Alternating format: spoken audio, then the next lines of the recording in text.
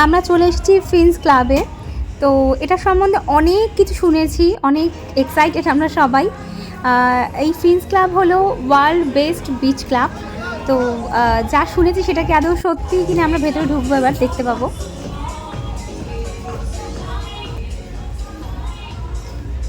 চলে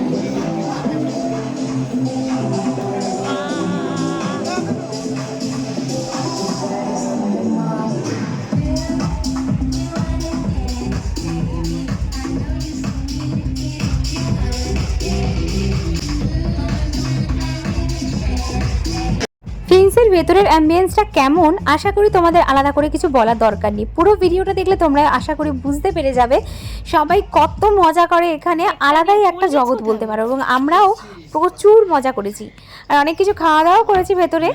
তাই রাত্রে ফিরতে ফিরতে হোটেলে অনেকটা দেরি হয়ে গেছিলো, প্রায় 11টা বেজে গিয়েছিল। কাছাকাছি একটা দোকানে থেকে সুমিত আর অতনু মিলে গিয়ে বার্গার নিয়ে এসেছিলো, আর তার সাথে আমার স্টকে কিছু কেকও ছিল। তো রাতের ডিনারটা আজকে এই দিয়েই সেরে ফেললাম। তো নেক্সট দিন কিন্তু আরও অনেক জায়গায় আমরা ঘুরতে যাব, তার ব্লগগুলো অবশ্যই ফলো করতে ভুলো না এবং চ্যানেলটাকে সাবস্ক্রাইব, লাইক, শেয়ার, কমেন্ট করে দিও। তাহলে চাবিটা নিয়ে যাও। আমি খাবো না, কিন্তু ডাক খুলে উঠতে পারবো না। আর ভালো লাগে না, একদম ভালো লাগে না। কেমন লাগছে? নর্মাল বার্গারের মতো নয়,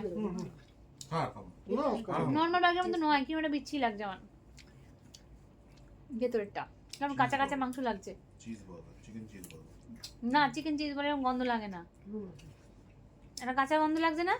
এখানে ভেতরে এটা দেওয়া আছে, প্যাটি নয়, সসেজ। সসেজের এরকম গন্ধ হয় না, ঠিক বমি হয়ে যাবে আমার।